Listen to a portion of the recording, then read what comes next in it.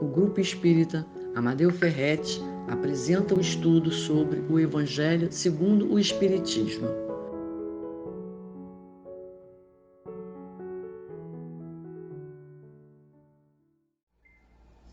Sejam todos bem-vindos. Estamos aqui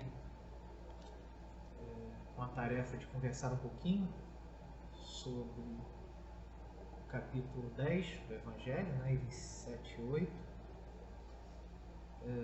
Vamos lembrar que o capítulo 10 fala sobre uma bem-aventurança, bem-aventurados misericordiosos, o que são misericordiosos. Em Mateus, capítulo 5, versículo 7, nós vamos ver bem-aventurados misericordiosos, porque eles alcançarão misericórdia.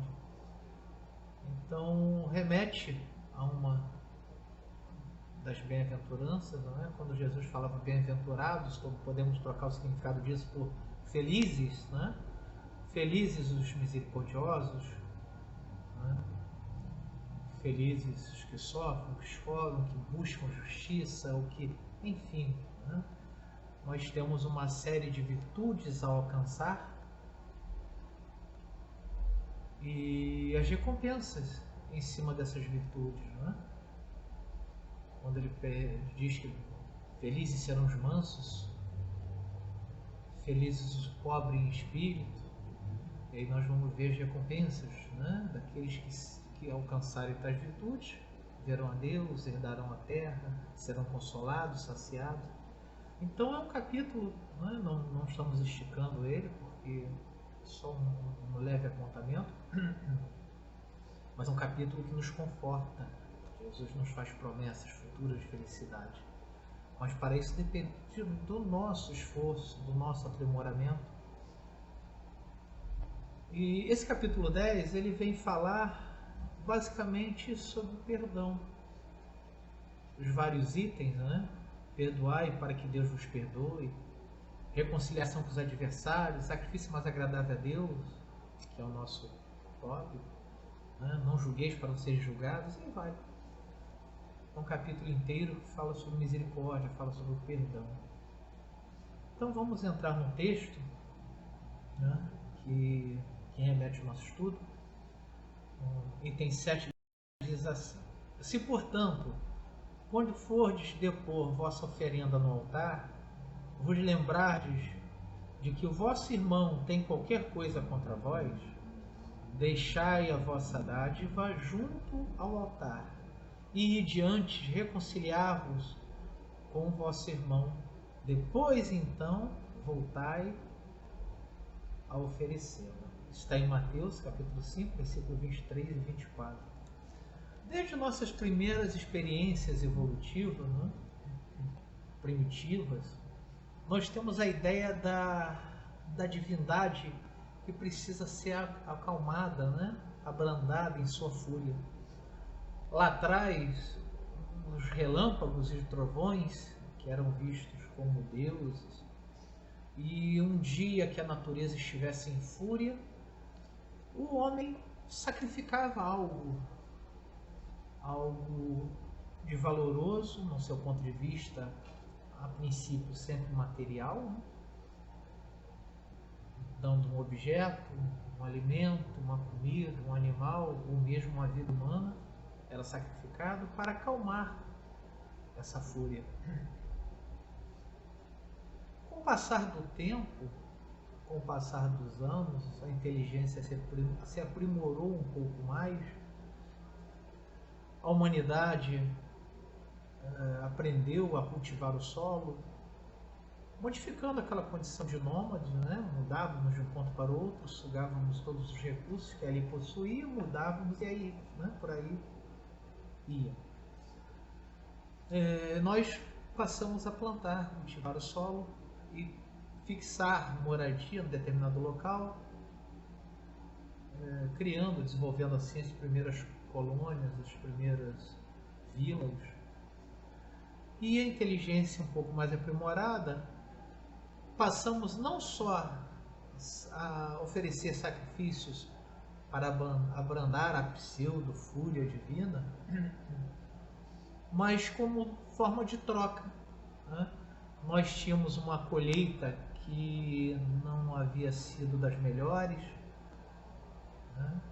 Então nós oferecemos algo para Deus em troca de uma boa colheita, de um pouco mais de alimento, de fartura em nossa mesa.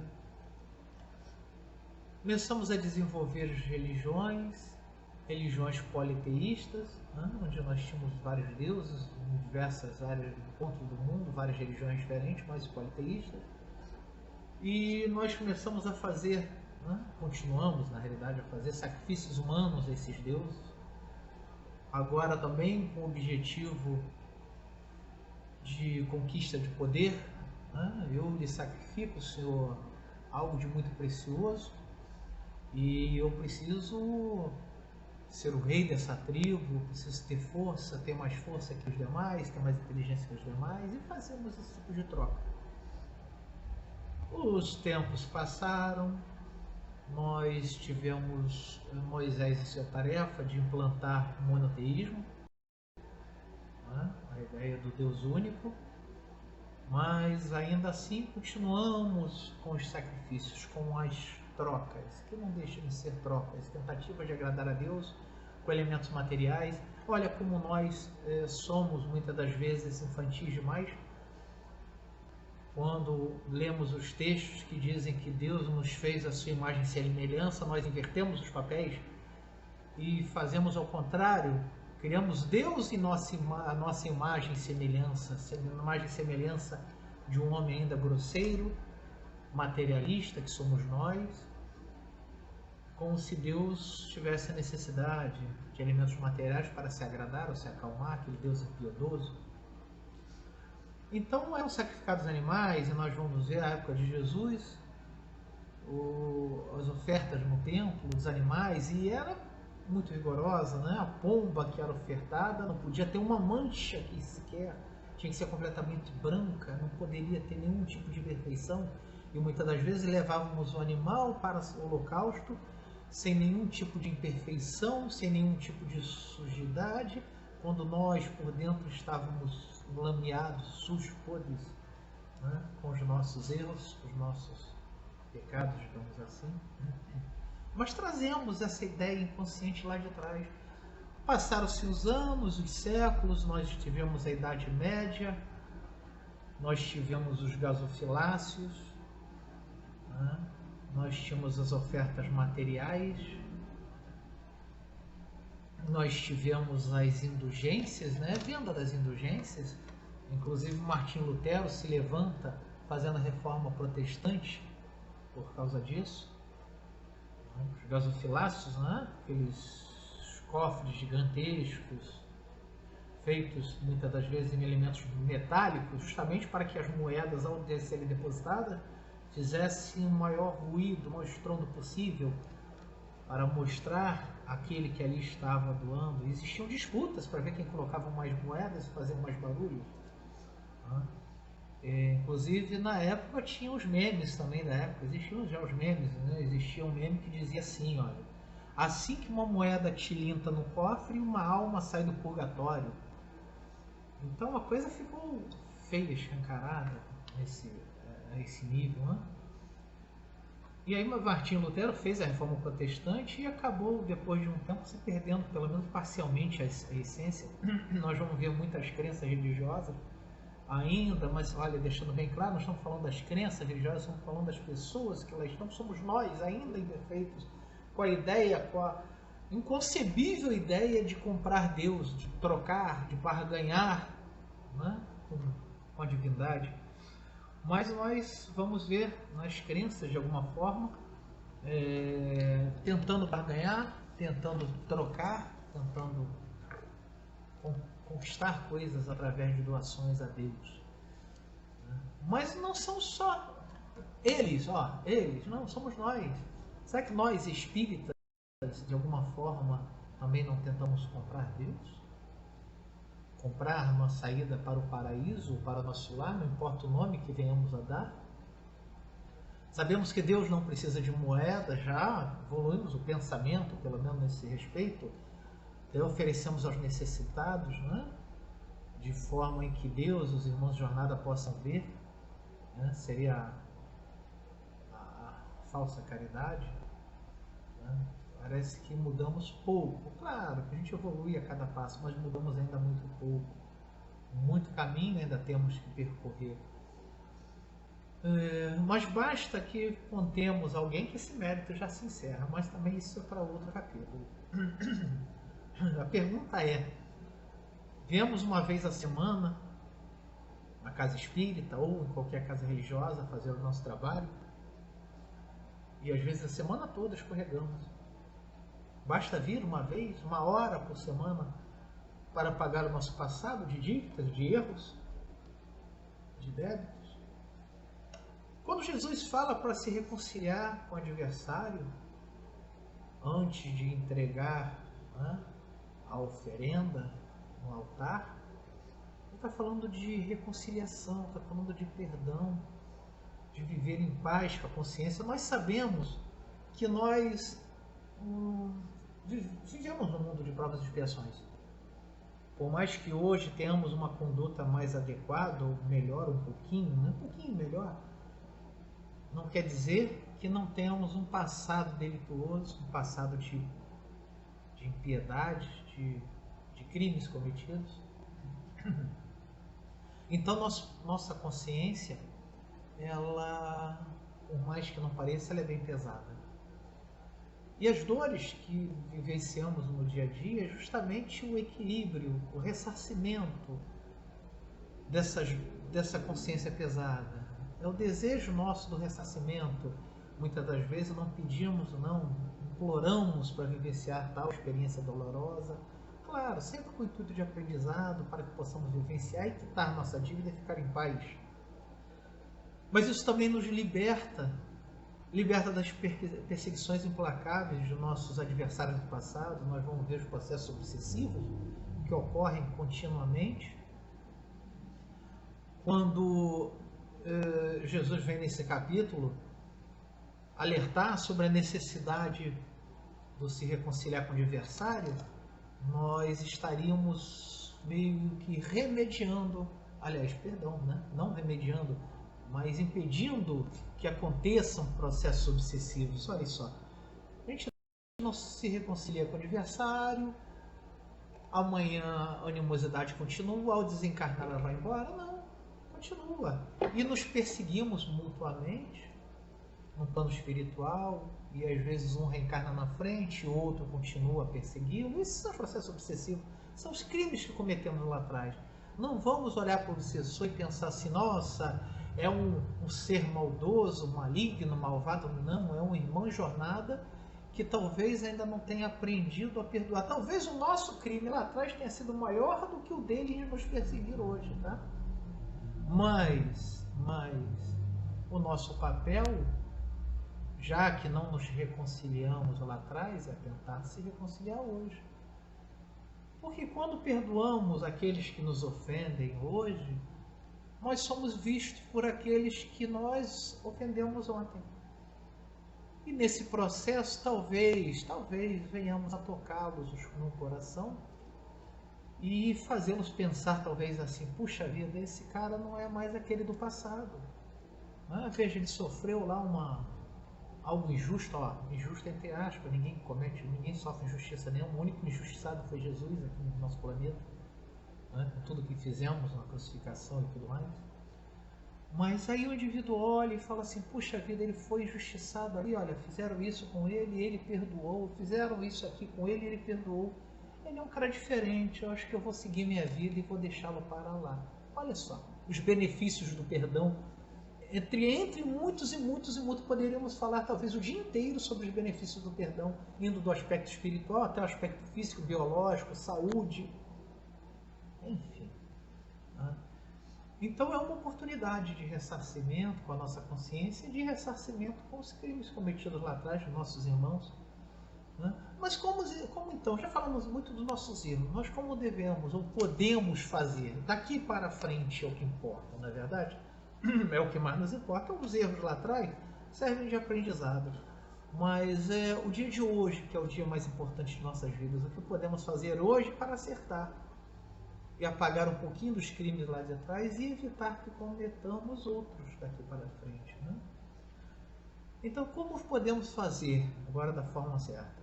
Aí entra os sacrifícios morais.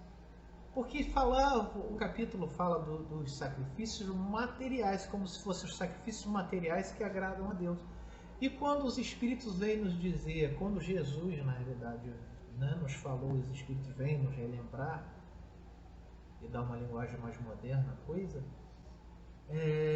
Jesus veio nos falar justamente sobre isso. O que agrada a Deus são os sacrifícios morais, que o perdão é um sacrifício moral. Perdoar não é fácil, é um sacrifício interior. É um esforço que devemos fazer. Ninguém pode, ou pelo menos a maioria de nós, o nosso patamar evolutivo atual, não consegue chegar e falar sobre perdão, não é de uma forma simples, como fosse algo trivial, já conquistado pela maioria de nós, ou por aquele que ali está à frente falando. Não, não é verdade. É um sacrifício, é um exercício diário de aprendizado. Quando nós falamos sobre reconciliar com o adversário, nós vamos pensar em perdão. Quando a gente pensa em perdão, a gente pensa justamente no atributo que mostra realmente a verdadeira evolução do ser, em que o perdão se encontra inserido, que é a caridade. O que é a caridade, né? Vamos falar, baseado no dicionário, eu vou ler aqui. Virtude teologal que conduz ao amor de Deus e ao nosso semelhante. Ato pelo qual se beneficia o próximo. Olha só. Beneficia o próximo. Todas as vezes estamos fazendo qualquer atitude que denominamos de forma equivocada de caridade, em que fazemos contas e planos dos benefícios colhidos sobre essa atitude, ela deixou de ser caridade desde o seu planejamento. Ela nem começou a ser caridade. Não estamos dizendo que não seja válida, que não sejam atitudes louváveis de alguma forma, mas não podemos chamar de caridade, não.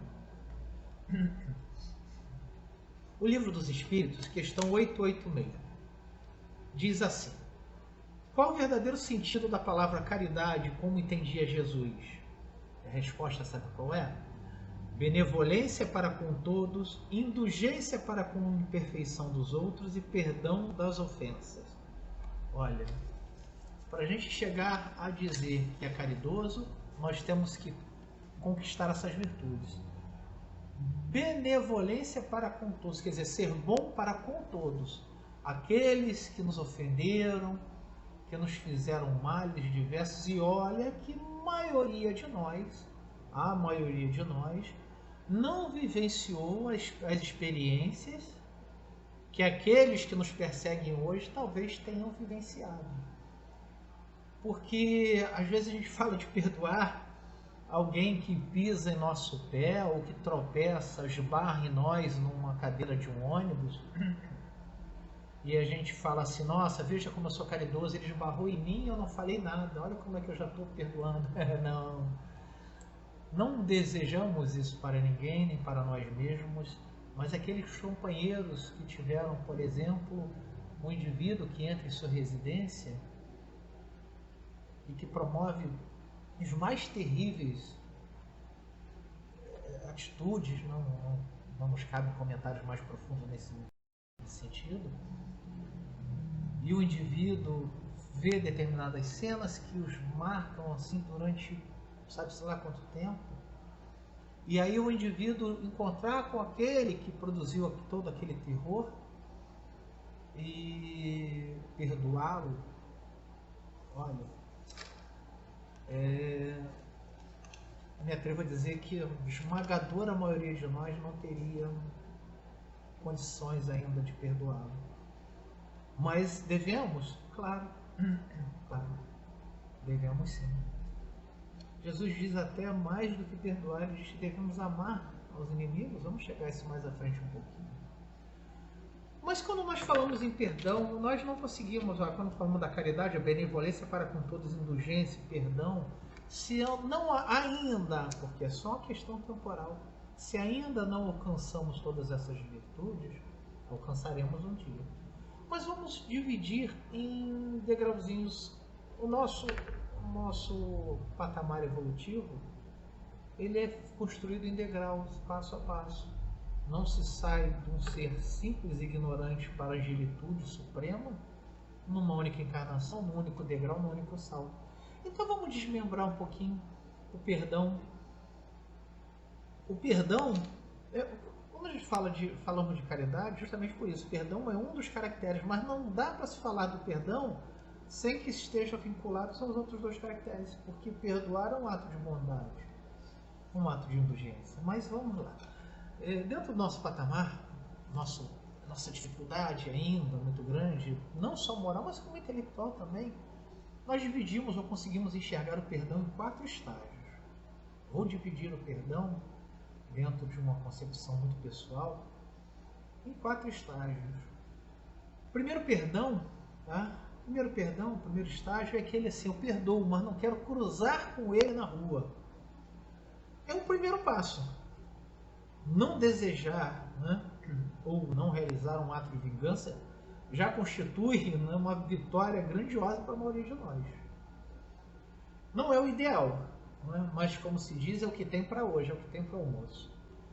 Muitos de nós já conseguimos alcançar isso. E olha que é difícil, hein? Alguns outros tantos não. É aquele diálogo popular, tipo, não leva o desaforo para casa. Olha, ele não conseguiu alcançar nem esse primeiro estágio, então, o mais simples de todos. O sentimento está lá. O indivíduo, pressupondo, o indivíduo me fez um mal, cometeu algum crime contra mim, ou pelo menos algo que eu imagine que seja. Eu me ofendo, eu me remoo, aquilo remói as tripas, me dá úlcera, gastrites e aftas. Mas eu consigo engolir seco, não revidar. Eu consigo deixar para lá, talvez seja o termo mais né, adequado. Deixar para lá. É o ideal? Volta a falar, ainda não. Mas já é um princípio, já é uma primeira conquista e já é louvável. E dessa possamos pular para outras e outras e outras. Então exercitemos pelo menos isso, não revidar. E olha que muitas das pessoas confundem coragem, colocam coragem de uma forma deturpada, torpe. Nós passamos por isso muitas vezes no dia a dia. O indivíduo faz qualquer coisa contra nós e às vezes o indivíduo considera um ato de coragem revidar a altura ou com maior grandeza ainda de esforço. Quando na realidade isso é a parte mais fácil, revidar é muito fácil. Engolir, deixar para lá, guardar o orgulho, a vaidade de ser visto pelos outros e às vezes ser taxado bobo, o tolo, covarde, o frouxo, isso é mais difícil, se é que há mais coragem, tá? Não é fácil não. Mas vamos evoluir um pouquinho mais. Digamos que já tenhamos vencido esse primeiro estágio e estejamos ensaiando agora o segundo.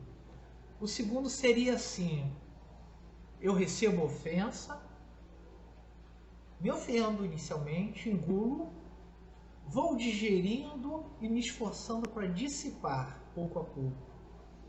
Em algum tempo, seja ele um pouco mais curto, um pouco mais longo, aquilo já não me afeta mais.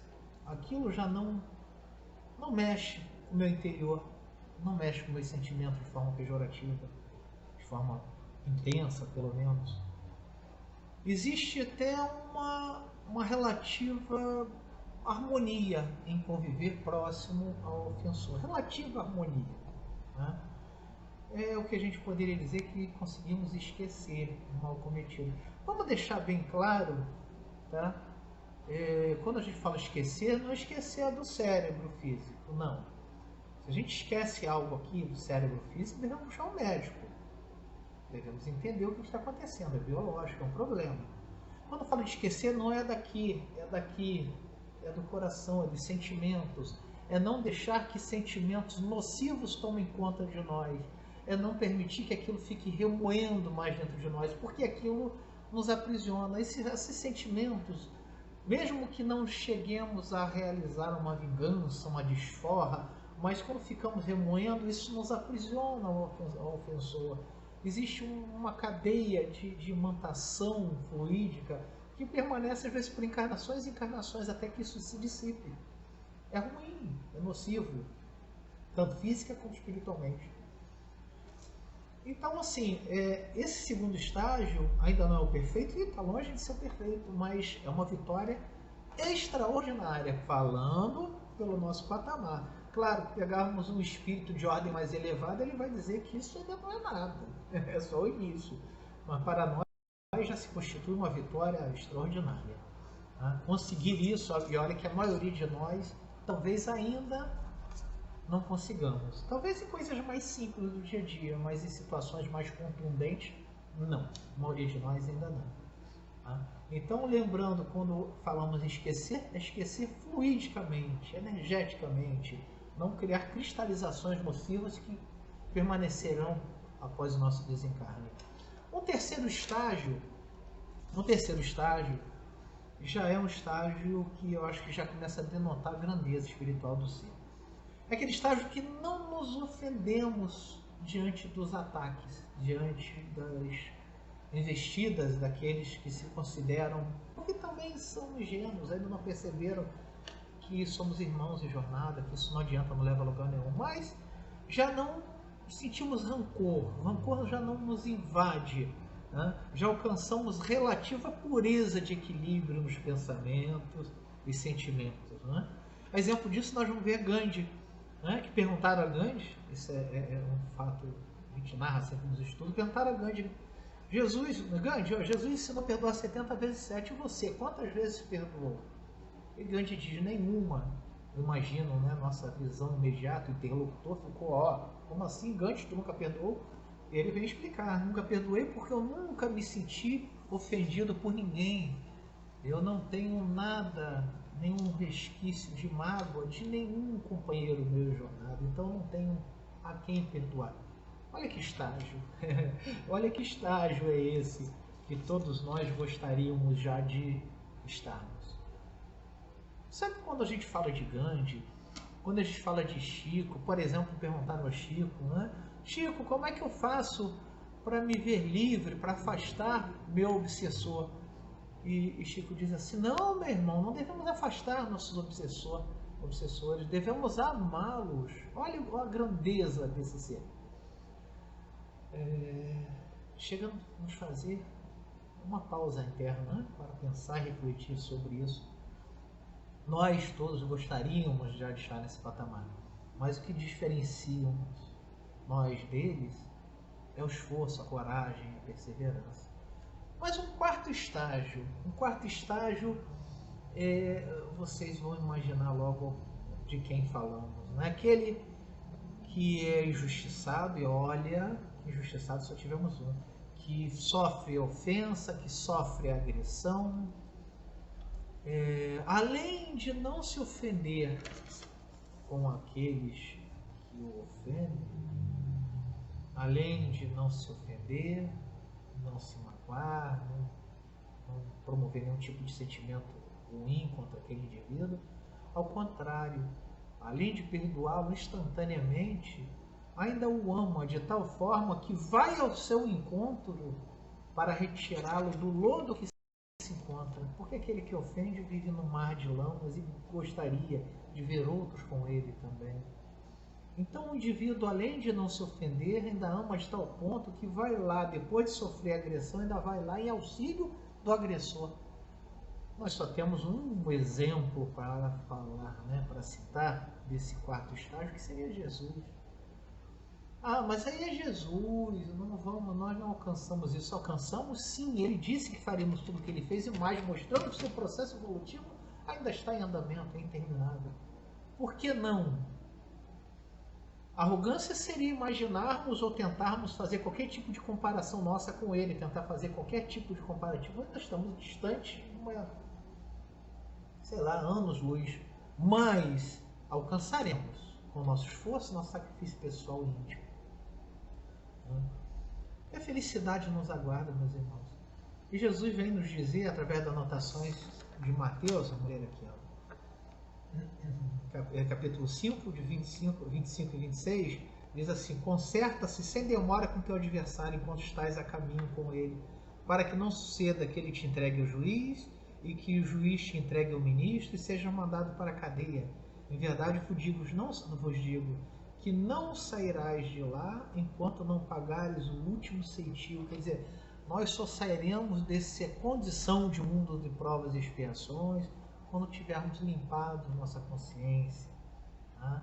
Então, essa reconciliação é extraordinariamente gaguejeira, importante. Né? Mas se o indivíduo não nos perdoa, se fizemos a nossa parte e ele continua ainda a nos enxergar como adversário, mas aí fizemos a nossa parte. O que cabe fazer, cada um tem a sua parte. Temos os nossos deveres, cada um sabe de si. Nós não podemos decidir o que o outro vai fazer, o que o outro vai pensar. Sim, o que nós vamos fazer. O que importa é que nós façamos a nossa parte e pelo menos, ao menos, a nossa consciência se liberte. Porque o tempo e as oportunidades divinas farão o resto. Já sairemos dessa faixa vibratória e vai amenizar as influências nocivas futuras. Né? Lembrando que Jesus ainda ensinou: amai vossos inimigos. Né? E quando ele falava de orar, de amar, tá, os inimigos, ele não falava de um amor, né, tenro, apaixonado, cara, não. É perdoá-los, é não pagar-lhes mal, né, com mal e sim com bem. Tá? É assim que conseguimos caminhar, é assim que conseguimos superar nossas dificuldades, evoluir e ser felizes. Ninguém disse que é fácil, ninguém está aqui dizendo que é simples, mas é possível, aprendendo e ensaiando todos os dias. Então, antes de adentrarmos, né, o nosso templo religioso, nossas casas religiosas, para deixar a nossa oferta, seja moeda, mantimento, passe o sorriso, o abraço, o bom pensamento. Olhemos para trás e visualizemos em nossa tela mental se estamos limpos de coração. Se fizemos o que é necessário lá fora, antes de aqui dentro, né? Antes de aqui adentrarmos. E depois disso, sim, poderemos compartilhar com esse banquete espiritual que Jesus nos oferta, que Jesus nos propõe. Então a proposta de hoje é essa, que possamos aprender, nós todos, a perdoar, a sermos um pouco mais macios, mais maleáveis, amoleçamos um pouco mais os nossos corações, para que possamos realmente poder fazer parte dessa família universal que nos aguarda. Estamos inseridos hoje, mas uma família universal em harmonia, nos enxergando verdadeiramente como irmãos. Então, obrigado a todos, que Jesus possa nos abençoar e deixar a sua paz com todos nós. Que assim seja, meus irmãos. Convidamos a todos para assistirem à nossa próxima palestra. Aguardamos vocês!